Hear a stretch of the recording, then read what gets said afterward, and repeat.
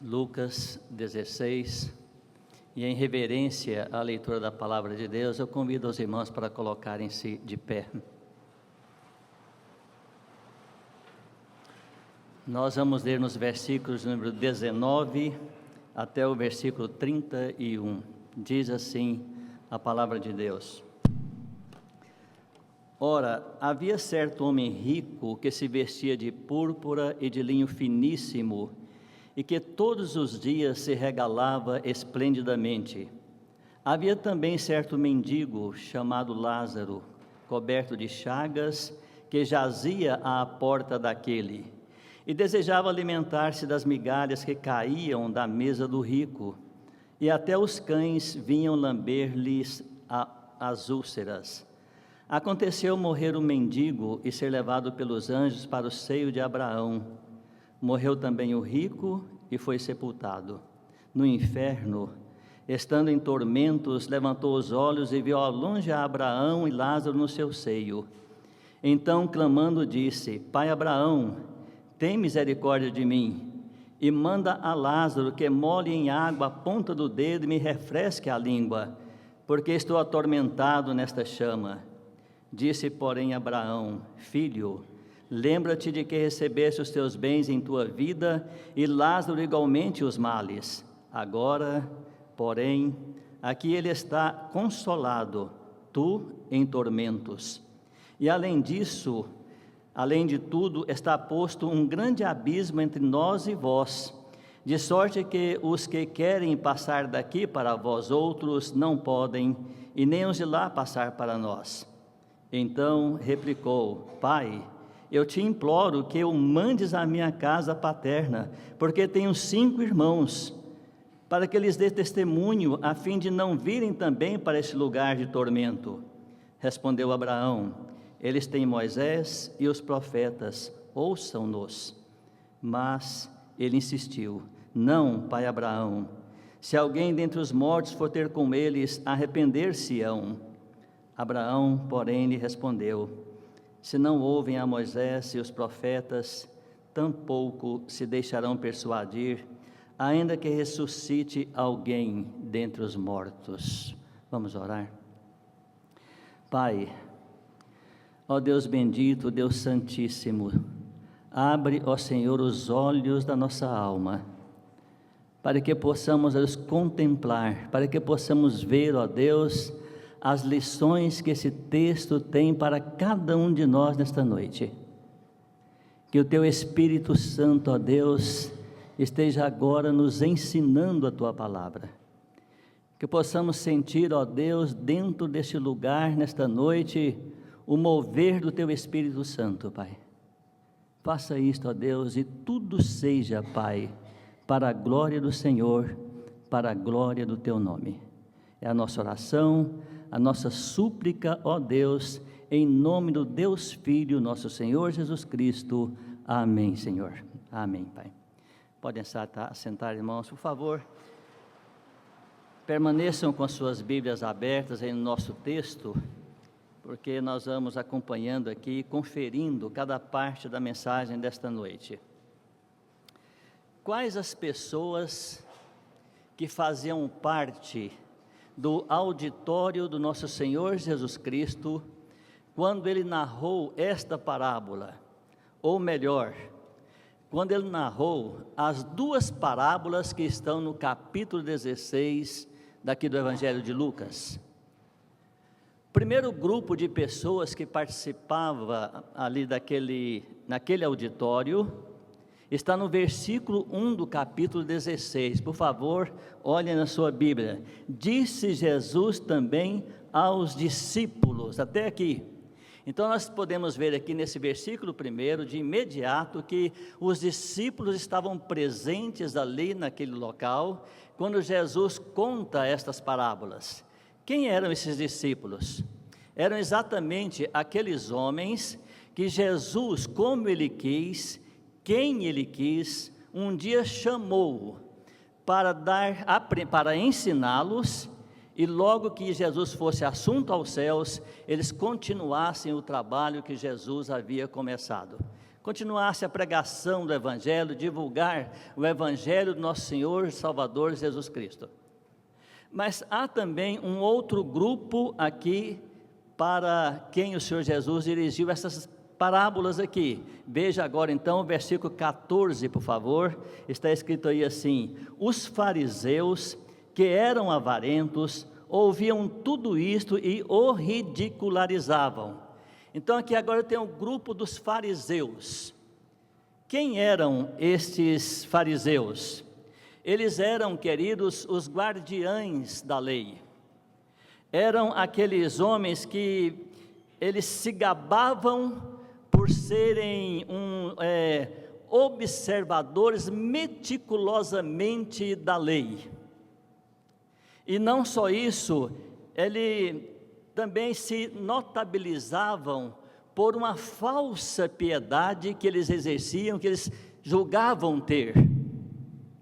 Além disso, esses fariseus aqui, eles eram como paradigmas de uma vida de santidade, muitas vezes, ao ponto de que o povo comum olhava para os fariseus e eles já pensavam: nunca eu vou ter condição de chegar a tal nível e ser como um fariseu, não vou dar conta.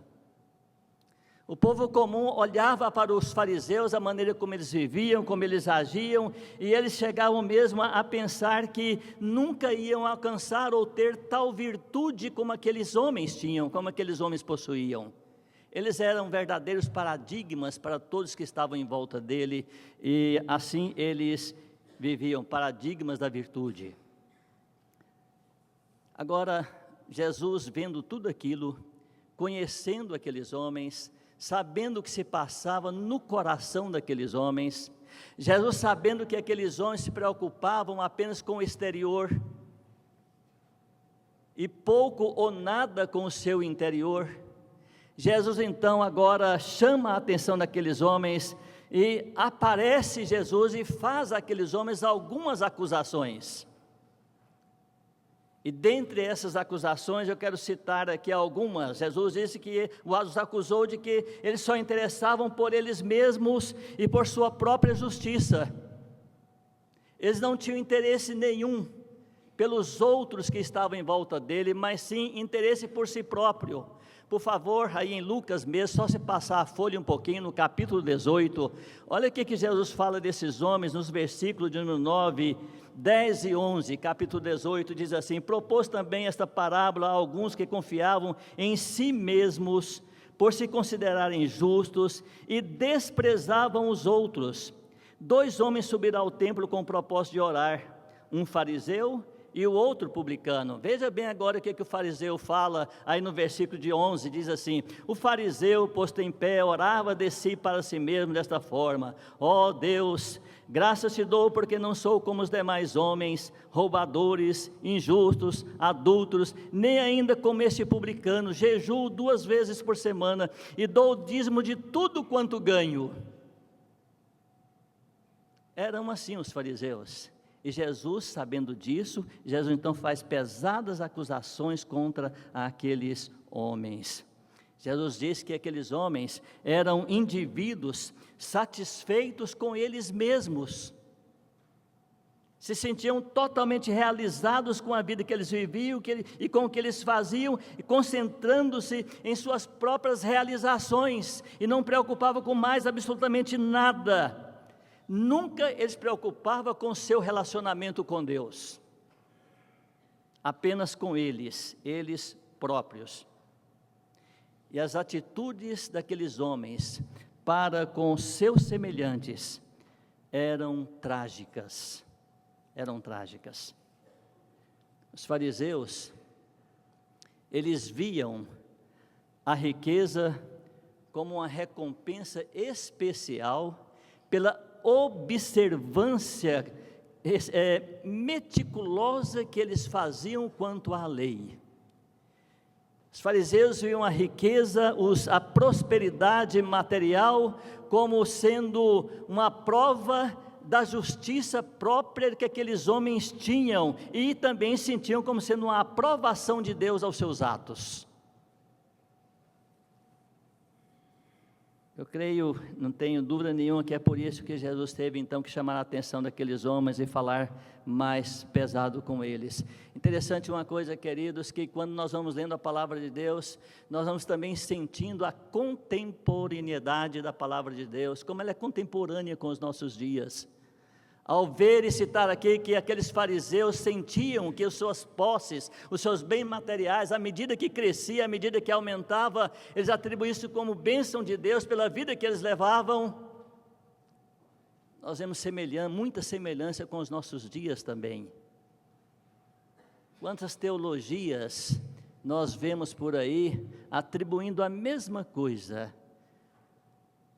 Crentes que prosperam materialmente, crentes que a sua fortuna, a sua riqueza só aumenta. É um homem abençoado. Deixa eu falar uma coisa aqui para os irmãos, para todos que estão aqui nesta noite. Eu não tenho dúvida nenhuma, de que Deus abençoa sim os seus filhos com os bens materiais. Não há dúvida disto. Mas nós temos que deixar bem claro aqui que nem sempre isto é prova de bênçãos, porque muitas vezes, muitos prosperam adquirindo bens de uma maneira ilegal. Eu estava no início da semana passada, em uma empresa aqui em Goiânia, conversando com um empresário, dono da empresa, e conversando, ele falando dos clientes dele, ele perguntou para mim assim: Alípio, você fornece material para a empresa tal, assim, para o fulano?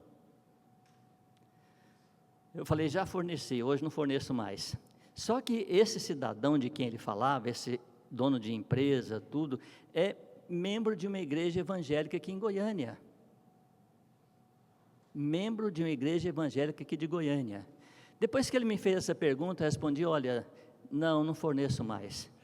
Ele falou para mim assim: Alípio, você já percebeu como que aquela pessoa tem prazer, ele sente bem em passar a gente para trás? Quando eu olho para o patrimônio que esse homem tem, esse crente tem, patrimônio que aos olhos do mundo invejável, podre de rico, não sei o que ele quer mais fazer com dinheiro. Quando eu vejo e ouço isso, eu não posso ver aquilo ali como bênçãos, querido, pela maneira como ele adquire tudo aquilo ali. Veja no capítulo 16 do nosso texto, por favor, o que diz a palavra de Deus aí também quanto a isso, no versículo de número 9, por favor, capítulo 16, versículo 9, diz assim: e eu vos recomendo, das riquezas de origem iníquas, fazei amigos. Riquezas de origem iníquas. E muitas vezes, irmãos, dentro da igreja de Deus, há pessoas que estão tendo sim essas riquezas de origem iníqua, e eu não posso afirmar, como os fariseus viam, que a prosperidade material é sinônimo de bênção, é sinal de bênção.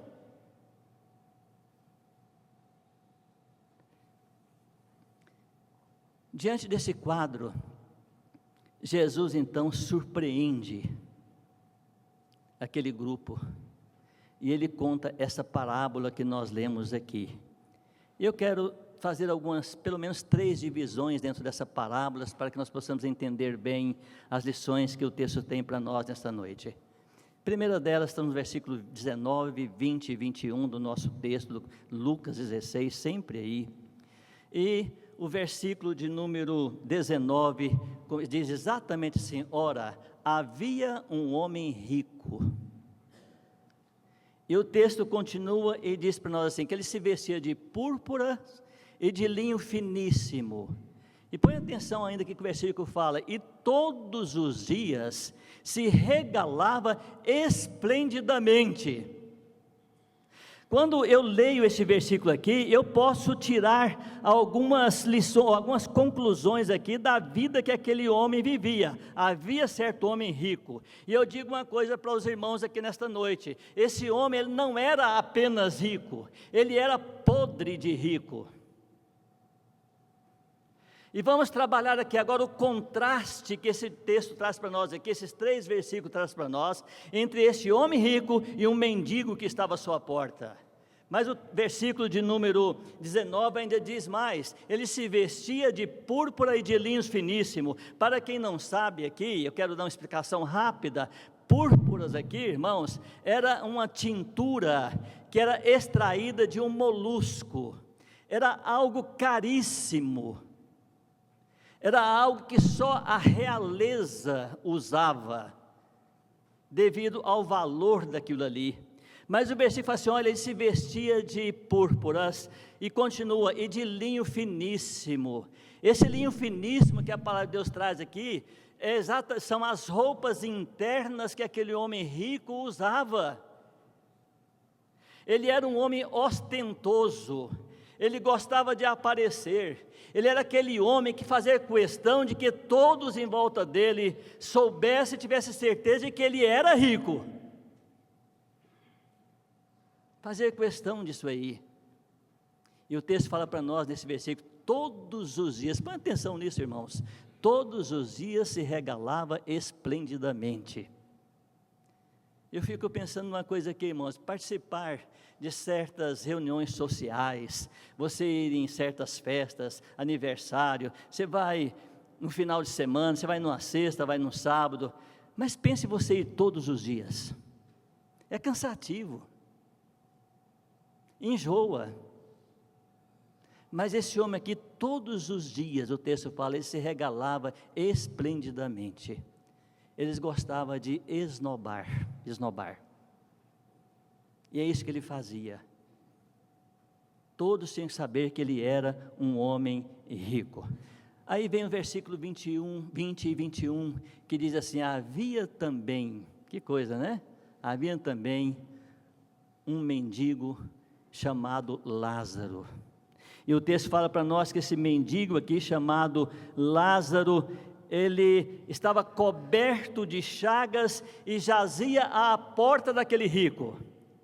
Outra versão fala para nós que alguém levava e colocava aquele mendigo à porta do rico, porque ele não podia se locomover, não tinha como ele andar. E aí o versículo de número 22 diz para nós assim, olha, ele desejava alimentar-se das migalhas que caía da mesa daquele, ou seja, da mesa do rico.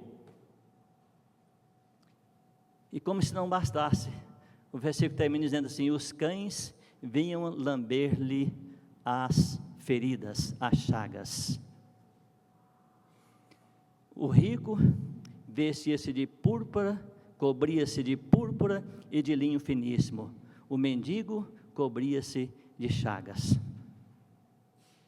Olha o contraste. Olha como era a vida daqueles dois ali. Quando eu criança, eu me lembro bem, hoje eu não ouço mais essa palavra, quando alguém tinha qualquer coisa na pele, um machucado, criando aquela casca, coisas assim, alguém olhava e falava assim, isso é pereba. Hoje não usa mais a palavra pereba.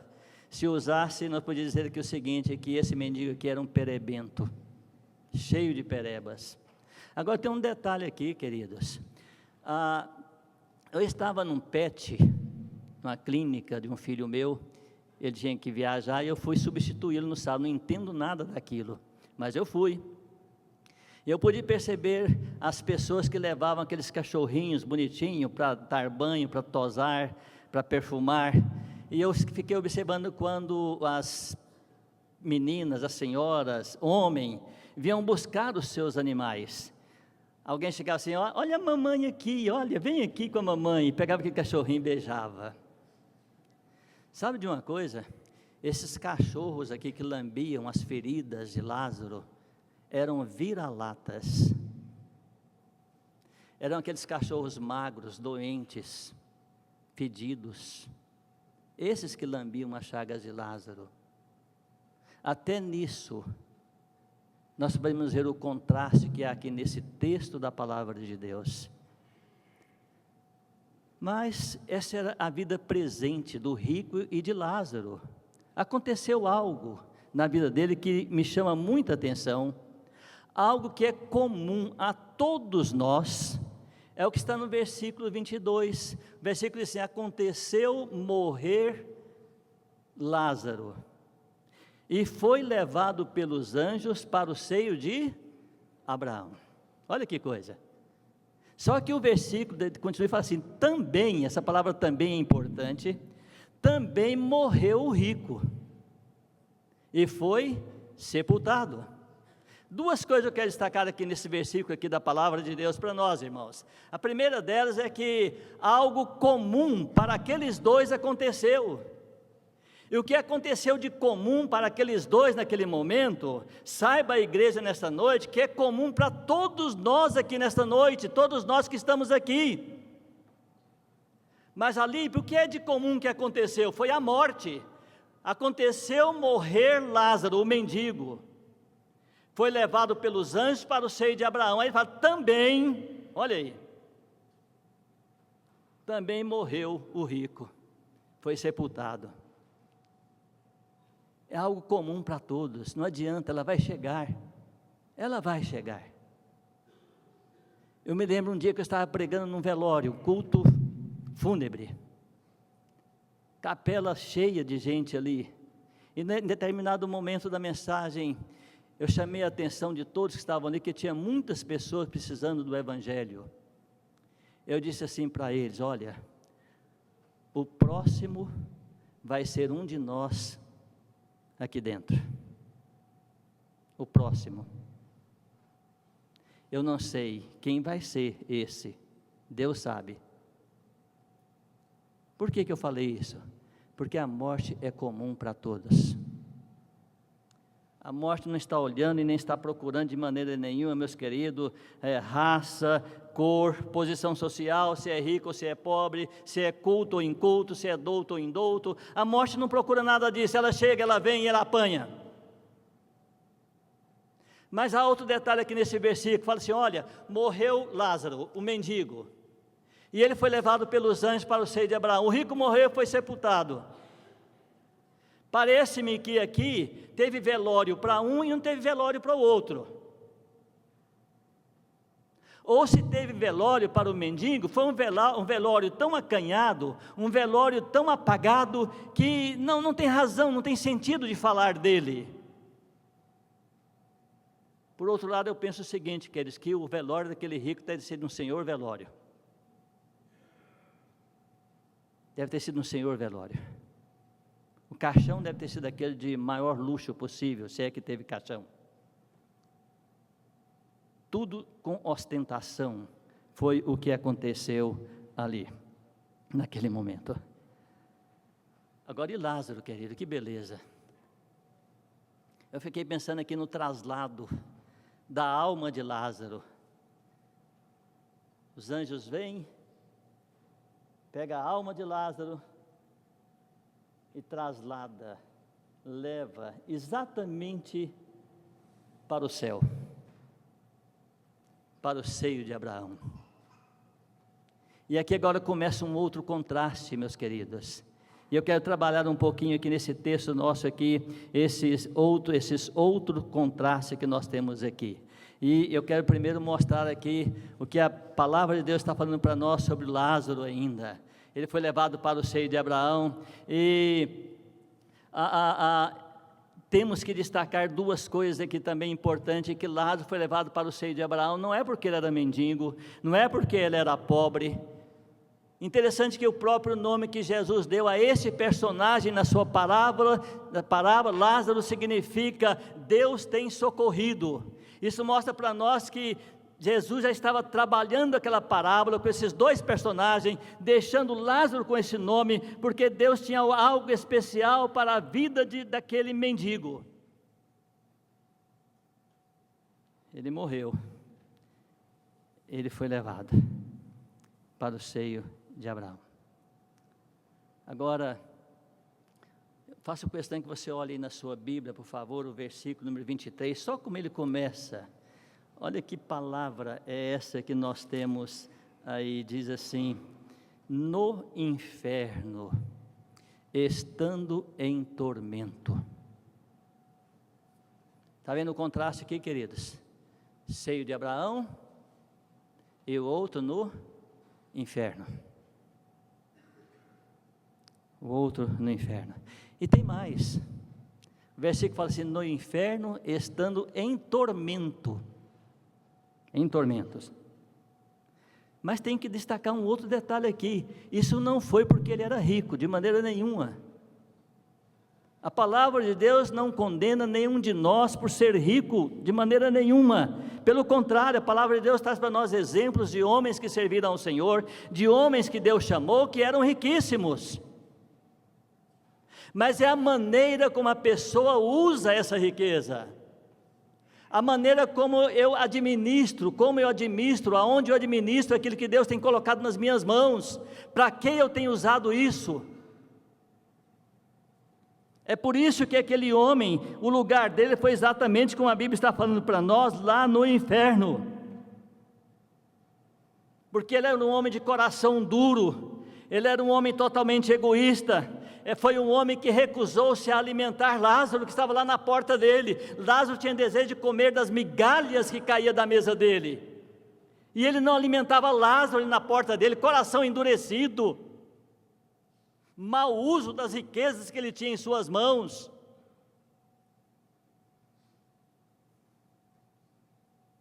E era um guardião da lei. Quando eu meditava nesse texto aqui, eu lembrei de um fariseu também que chegou a Jesus, e chegando a Jesus, ele fez uma pergunta para Jesus assim: mestre, qual é o maior de todos os mandamentos? E Jesus disse para ele: olha, o maior de todos os mandamentos é este: amarás o Senhor teu Deus de todo o teu coração, de toda a tua alma, de todo o teu pensamento. Ótimo. Eu creio que Jesus falou assim para ele assim: ô fariseuzinho, vem cá, tem mais aqui para você. Olha, o segundo mandamento, semelhante a este, é assim: amarás o teu próximo como a ti mesmo, e terás um tesouro no céu. Queridos, o próximo, mais próximo daquele rico, era exatamente Lázaro. E o guardião da lei não aplicava, não aproveitava aquela oportunidade para aplicar a lei naquele momento, na vida daquele homem que estava à sua porta. Irmãos, versículo 24 mostra para nós que, ainda que aquele lugar de tormento, e o rico continua clamando ao Senhor, e ele diz no versículo 24 assim: então clamando disse: Pai Abraão, tem misericórdia de mim, e manda a Lázaro que molhe a ponta do seu dedo em água, e refresque a minha língua, porque eu estou aqui nesse lugar atormentado, nesta chama. É bom que cada um aqui nesta noite ouça e coloque bem atenção no que a palavra de Deus está falando para nós, do que é este lugar chamado inferno. Lugar de tormento, lugar de chama. E ainda tem muitas pessoas brincando com o pecado, brincando com o inferno.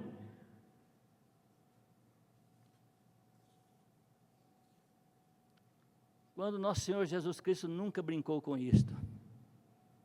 Nunca brincou com isto.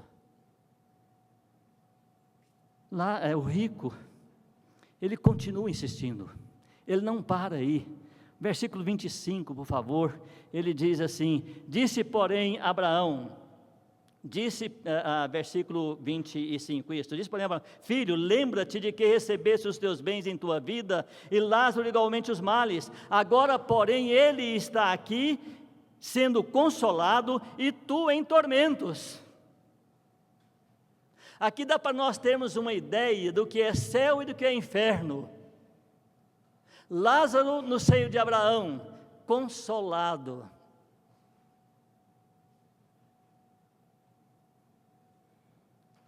O rico no inferno, em tormentos.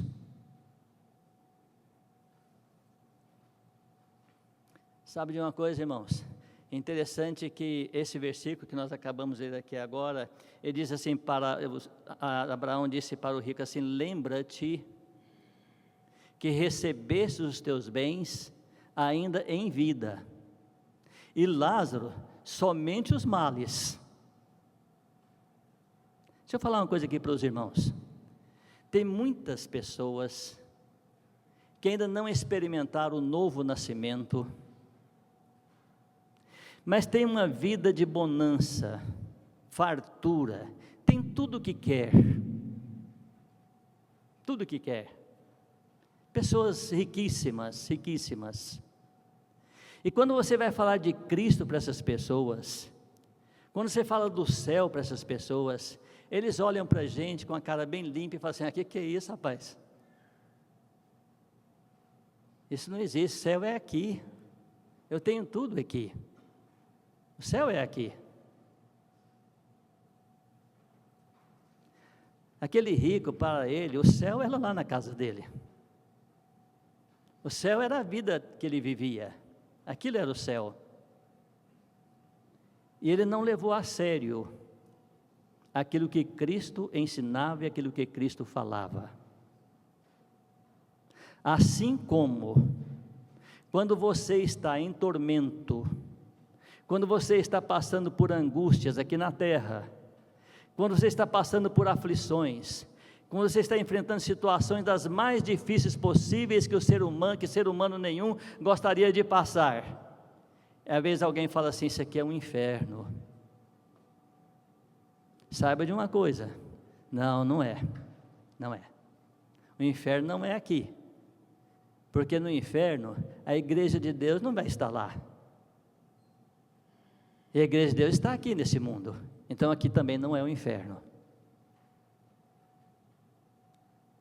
E Jesus está mostrando aqui para aquele rico exatamente isto para ele. Agora ele está aqui consolado, você está em tormento. E aí o rico continua insistindo com Deus, continua falando com o Senhor. E veja aí, por favor, na sua Bíblia, o que ele fala no versículo 26, que isso é muito importante para nós aprendermos aqui nesta noite. E além de tudo, está posto um grande abismo entre nós e vós, de tal maneira que os que estão daí não podem passar para cá, e os que estão de cá não podem passar para lá. Um grande abismo entre nós e vós. Eu acho interessante uma coisa que nós precisamos aprender, irmãos, com essa parábola que Jesus conta aqui. Primeiro, a morte é certa.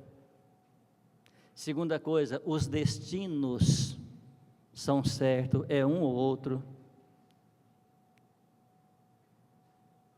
Terceiro, depois da morte ninguém pode mudar de lugar.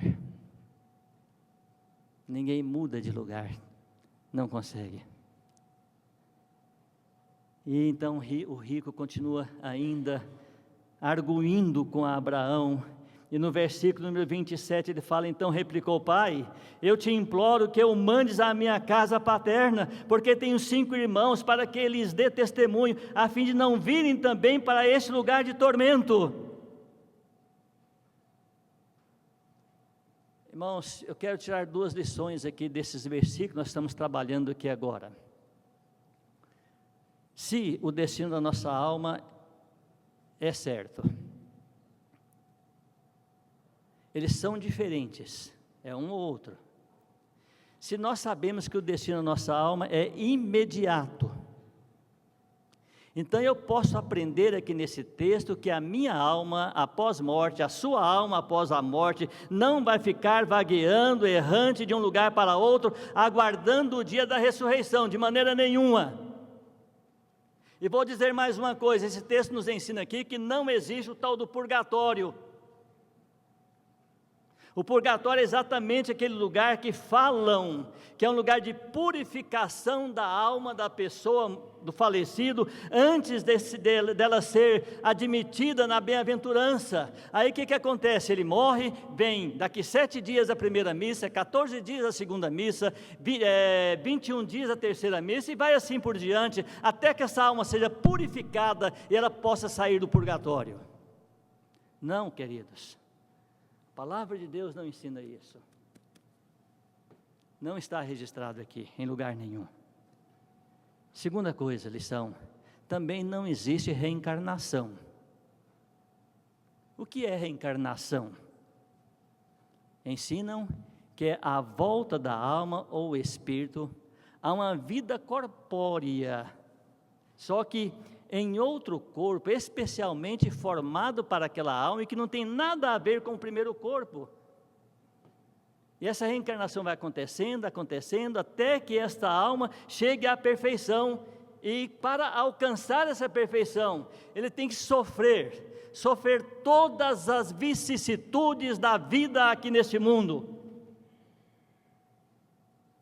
E só através da reencarnação se prova a justiça e bondade de Deus. Mas não é isso que a Bíblia ensina, queridos. Lázaro foi para o seio de Abraão. O rico foi para onde, irmãos? Inferno. Vocês estão com medo de falar a palavra inferno? O rico foi para onde, irmãos? Inferno. Foi para lá. Eu quero encerrar a mensagem nossa essa noite, fazendo aqui 4 aplicações desse texto aqui da palavra de Deus. A primeira aplicação é esta: todos vamos morrer, o destino da alma é imediato e, além disso, o endereço é certo. Ok? Tudo aí está certinho. A aplicação é esta: sabendo disto, como você tem se preparado para este dia? Como você tem se preparado para este dia? Você pensa em deixar isso para depois? Não está na hora de eu pensar nisso? Quem sabe os jovens que nos escutam aqui nesta noite, adolescentes que nos escutam aqui nesta noite, os mais novos que estão aqui nesta noite, que estão com todo o vigor ainda da vida, está pensando em deixar isso para depois? Ainda está cedo para eu pensar nisso. E vai deixando passar. Mas tem outras pessoas que reagem a isso de uma maneira diferente, reagem a isso com irritação. Você chega e começa a falar para essa pessoa de Jesus Cristo, falar do céu para essa pessoa, você fala da morte para essa pessoa, principalmente quando você fala da morte, ele se irrita e fala assim: Alívio, tantos assuntos bons para conversar, rapaz, você vem falar de morte, vamos mudar de assunto, pare com isso.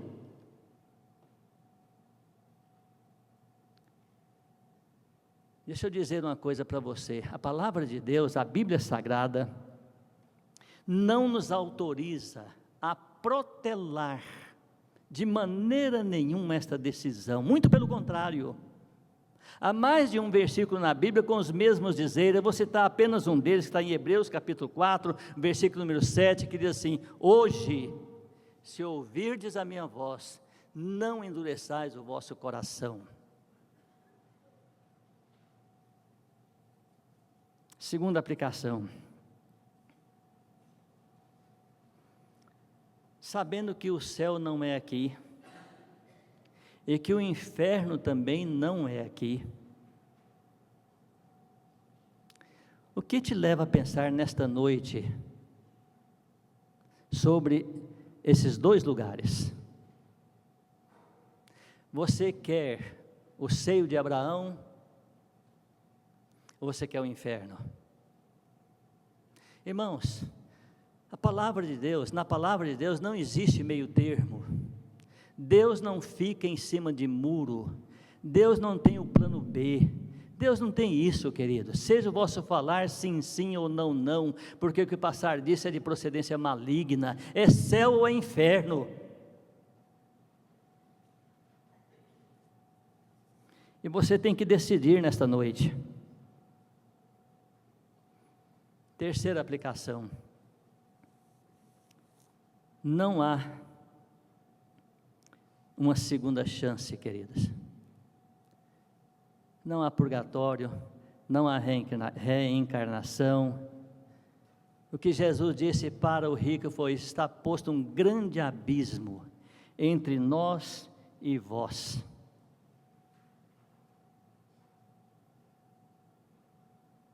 E tem mais: Nenhum de nós aqui pode dar nenhuma chance para Deus, como uma vez a gente ouve aí, dá uma chance para Deus, aceita Jesus. Não, irmãos, é Deus que nos dá a chance. Você ouvir a palavra de Deus nessa noite, você ouvir o recado que Ele tem nesta noite para o seu coração, é Ele te dando chance.